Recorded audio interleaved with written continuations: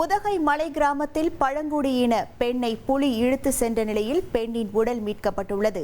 பழங்குடியின பெண்ணை இழுத்து கொண்டு காட்டிற்குள் புலி சென்ற நிலையில் தேடும் பணியில் வனத்துறையினரும் பொதுமக்களும் ஈடுபட்டனர். ஆடு மேய்த்துக் கொண்டிருந்த போது பெண் இழுத்து செல்லப்பட்ட நிலையில் சடலமாக மீட்கப்பட்டுள்ளார்.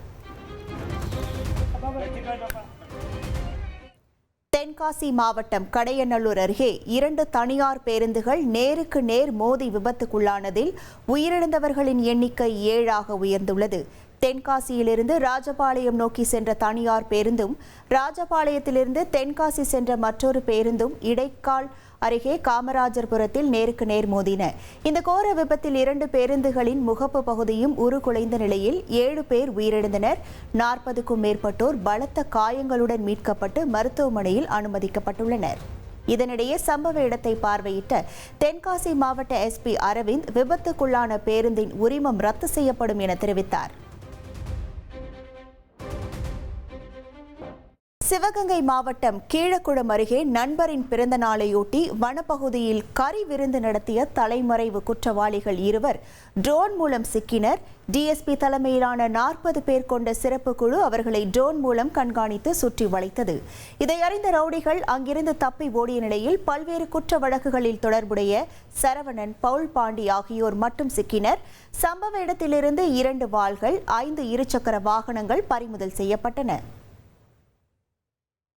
திண்டுக்கல் வேடச்சந்தூர் அருகே காய்கறிகளை ஏற்றி சென்ற வேன் ஒன்று விபத்துக்குள்ளான நிலையில் அதன் ஓட்டுநர் கடும் சிரமங்களுக்கு பிறகு மீட்கப்பட்டார். அந்த காட்சிகளை பார்க்கலாம்.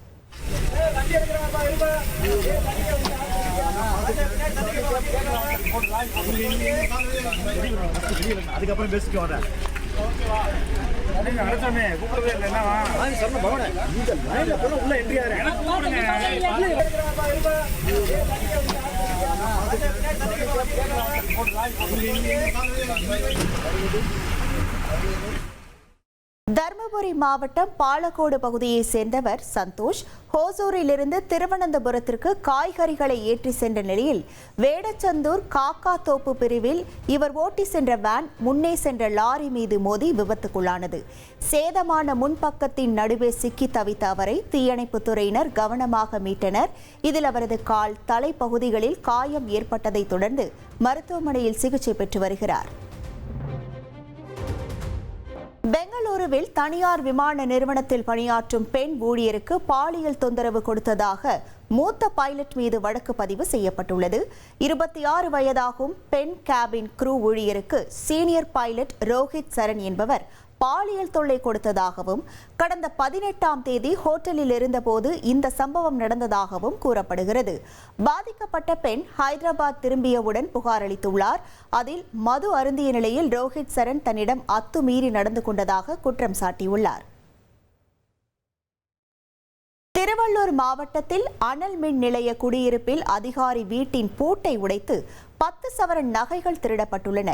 திருவள்ளூர் மாவட்டம் மீஞ்சூர் அருகே வடசென்னை அனல் மின் நிலைய குடியிருப்பில் அதிகாரி வீட்டின் பூட்டை உடைத்து 10 சவரன் நகைகள் திருடப்பட்டன. எல்லவிய குமார் என்ற உதவி பொறியாளர் தனது குடும்பத்துடன் சொந்த மாநிலமான மத்திய பிரதேசத்திற்கு சென்றபோது இந்த சம்பவம் நிகழ்ந்துள்ளது. தமிழகம் திரும்பியதும் இது தொடர்பாக அவர் அளித்த புகாரின் பேரில் மீஞ்சூர் காவல்துறையினர் வழக்கு பதிவு செய்து சிசிடிவி காட்சிகளின் அடிப்படையில் மர்ம நபர்களை தேடி வருகின்றனர். திருவள்ளூர் அருகே இரவில் வீடு புகுந்து சிறுவனை கடத்த முயன்ற சம்பவம் பரபரப்பை ஏற்படுத்தியுள்ளது.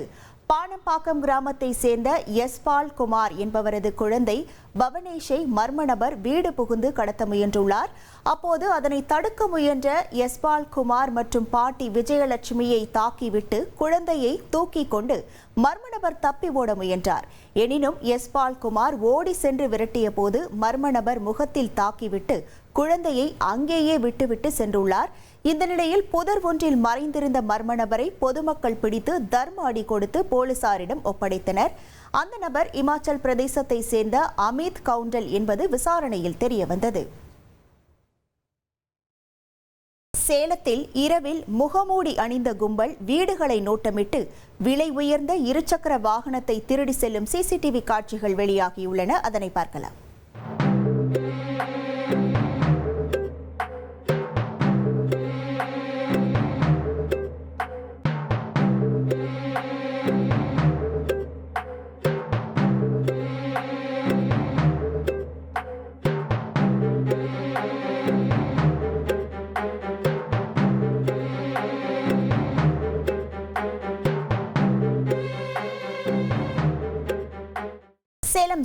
ரெட்டிப்பட்டி பகுதியில் முகமூடி அணிந்தபடி வந்த 4 பேர் கொண்ட கும்பல் சந்தோஷ் என்பவர் வீட்டின் கேட்டை உடைத்து இருசக்கர வாகனத்தை திருடி சென்றுள்ளது. இதுகுறித்து சூரமங்கலம் காவல்துறையினர் விசாரணை மேற்கொண்டு வருகின்றனர். கர்நாடகாவில் பொதுமக்களை அச்சுறுத்தி வந்த சிறுத்தையை வனத்துறையினர் கூண்டு வைத்து பிடித்தனர். அந்த காட்சிகளை பார்க்கலாம்.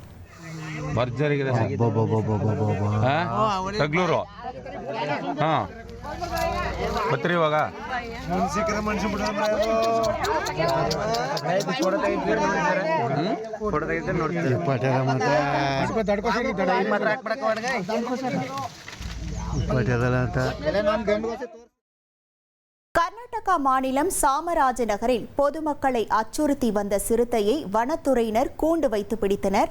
சுமார் 5 வயது மதிக்கத்தக்க பெண் சிறுத்தை ஒன்று விவசாயிகளை பயமுறுத்தி கால்நடைகளை கொன்று வந்துள்ளது. இந்த நிலையில் தக்களூர் கிராமத்தில் விவசாயி ஒருவரின் நிலத்தில் வைக்கப்பட்டிருந்த கூண்டில் அந்த சிறுத்தை சிக்கியது. ரியல் எஸ்டேட் அதிபருக்கு போன் செய்து சைட் பார்க்க வேண்டும் என அழைத்த பெண் கஸ்டமர் அவரை காரில் கடத்தி சென்றுள்ளார். பொழுது விடியும் வரை கதற நடந்துள்ள கிட்னாப்பிங் சம்பவத்தின் பகீர் பின்னணி என்ன? உச்சி வெயில், மதியம் 2 மணி. நானும் நீங்களும் மட்டும் தனியா சைட் பார்க்க போலாமா என ஹஸ்கி வாய்ஸில் பேசிய பெண் கஸ்டமரை நம்பி சென்ற தொழிலதிபர் காரில் கடத்தி செல்லப்பட்டுள்ளார்.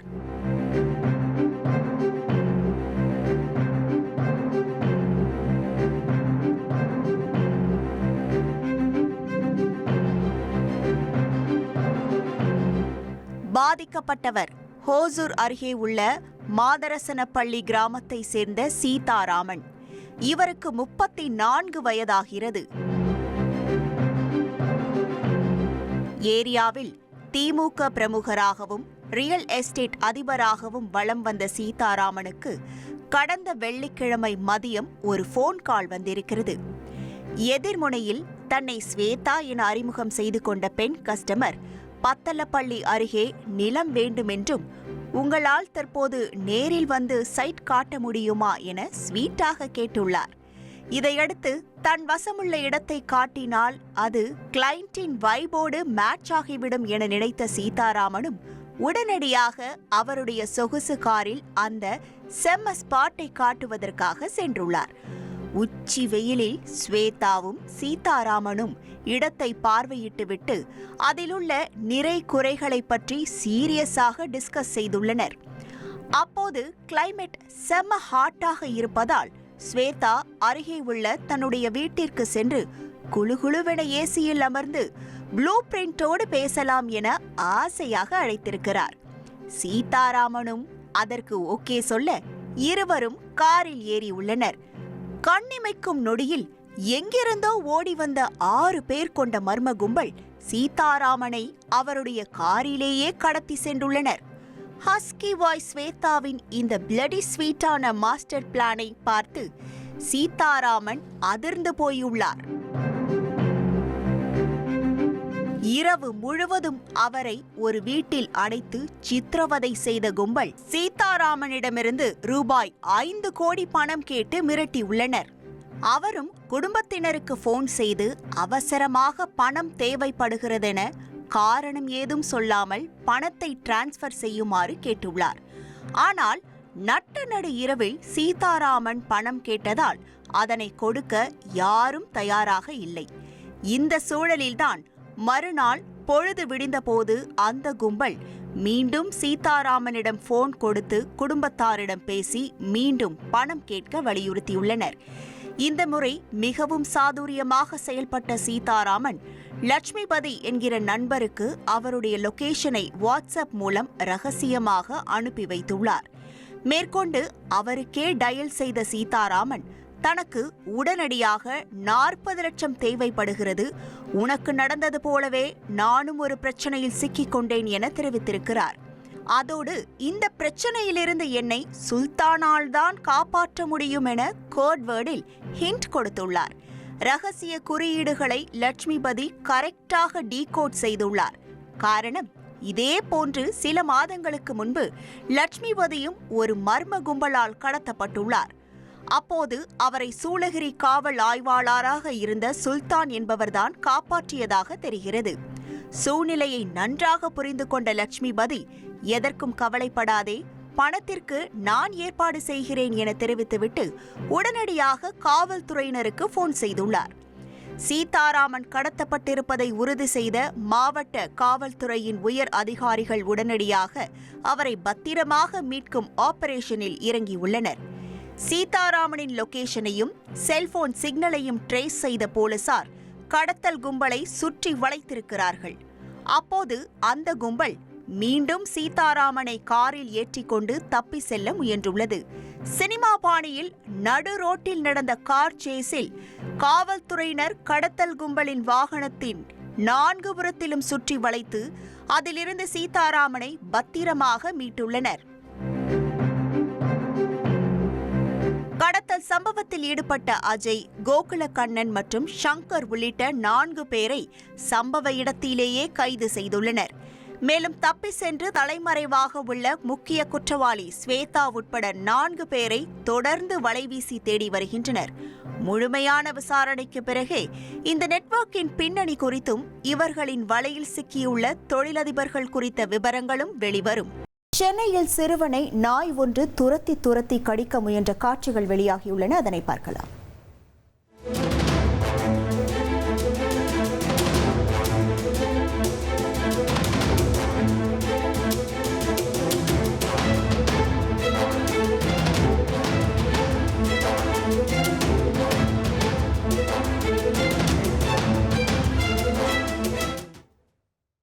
சென்னை மந்தைவெளியில் சிறுவனை நாய் ஒன்று துரத்தி கடிக்க முயன்றுள்ளது. மந்தைவெளி ராஜா தெருவில் இரவில் சென்ற சிறுவன் திடீரென நடனமாடியுள்ளார். அப்போது அங்கிருந்த நாய் ஒன்று அந்த சிறுவனை துரத்தி கடிக்க முயன்றது.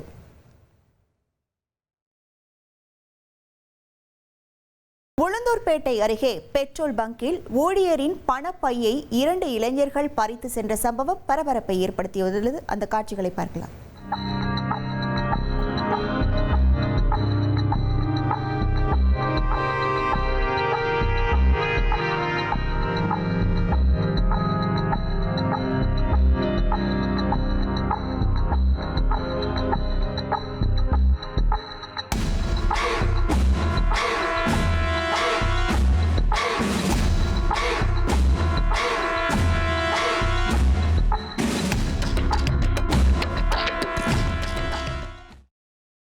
மடப்பட்டு பகுதியில் 2 மர்ம நபர்கள் தண்ணீர் கேனில் பெட்ரோல் கேட்டுள்ளனர். பங்க் ஊழியர் ஐயனாரும் கேனில் பெட்ரோலை நிரப்பியுள்ளார். கண்ணிமைக்கும் நேரத்தில் அவரது கையில் இருந்த பணப்பையை மர்ம நபர்கள் பறித்து கொண்டு பைக்கில் தப்பி சென்றனர். இதுகுறித்த புகாரின் பேரில் சிசிடிவி காட்சி அடிப்படையில் போலீசார் விசாரித்து வருகின்றனர். பெங்களூருவில் வங்கிக்கு சொந்தமான 7 கோடியே 11 லட்சம் ரூபாய் கொள்ளை வழக்கில் 7 பேரை போலீசார் கைது செய்தனர். அவர்களிடமிருந்து 6 கோடியே 29 லட்சம் ரூபாய் மீட்கப்பட்டுள்ளது. கைதானவர்களில் கோவிந்தபுரா காவல் நிலைய போலீஸ்காரர் அன்னப்ப நாயக்கும் ஒருவர் என காவல்துறையினர் தெரிவித்தனர். இதில் தலைமறைவாக உள்ள தினேஷ் என்பவரிடம் 82 லட்சம் ரூபாய் இருப்பதாக கூறப்படுகிறது. வேலூர் மாவட்டம் பேரணாம்பட்டு அருகே ஆட்டுப்பட்டியின் சுவரை துளையிட்டு 8 ஆடுகளை மர்ம நபர்கள் திருடி சென்ற சம்பவம் பரபரப்பை ஏற்படுத்தியுள்ளது.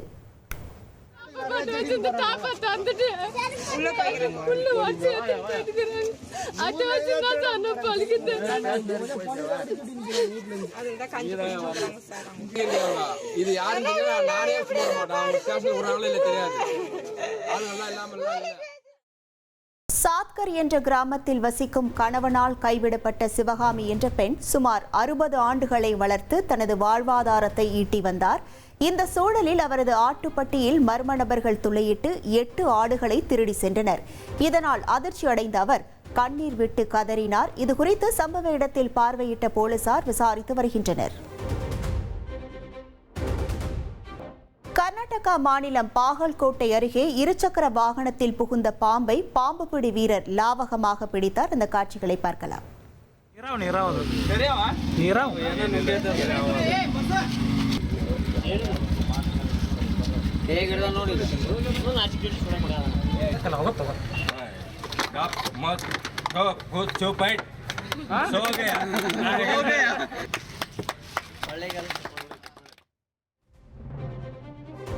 பாகல்கோட்டை மாவட்டம் பாதாமி நகரை சேர்ந்த மஞ்சுவின் இருசக்கர வாகனத்தில் மட்காட் பகுதியில் பாம்பு புகுந்தது. இதனால் பயந்து போன அவர் வாகனத்தை அப்படியே நிறுத்திவிட்டு அலறி அடித்துக் கொண்டு ஓடினார். உடனடியாக பாம்பு பிடி நிபுணர் மாஹேந்தேஷ் அங்கு வந்து பாம்பை லாவகமாக பிடித்து வனப்பகுதியில் விடுவித்தார். மயிலாடுதுறை அரசு மருத்துவமனையில் தெரு நாய்கள் சுற்றித் திரிவதால் பொதுமக்கள் அச்சமடைந்துள்ளனர். மேலும் அவசர சிகிச்சை பிரிவு உள்ளிட்ட இடங்களுக்குள் நாய்கள் சர்வசாதாரணமாக செல்வதால் சுகாதார சீர்கேடு ஏற்பட வாய்ப்பு உள்ளதாகவும் புகார் எழுந்துள்ளது. இதுகுறித்து அதிகாரிகள் உரிய நடவடிக்கை எடுக்க வேண்டும் என கோரிக்கை எழுந்துள்ளது. போலீஸ் கெட்டப்பில் சுத்தி வந்த ஒரு போலி பெண் கான்ஸ்டபிளை போலீசார் கைது செஞ்சிருக்காங்க. காக்கி உடையில் இன்ஸ்டாகிராமில் போஸ்ட் போட்டு கெத்து காட்டிய கேடி பெண் சிக்கியது எப்படி?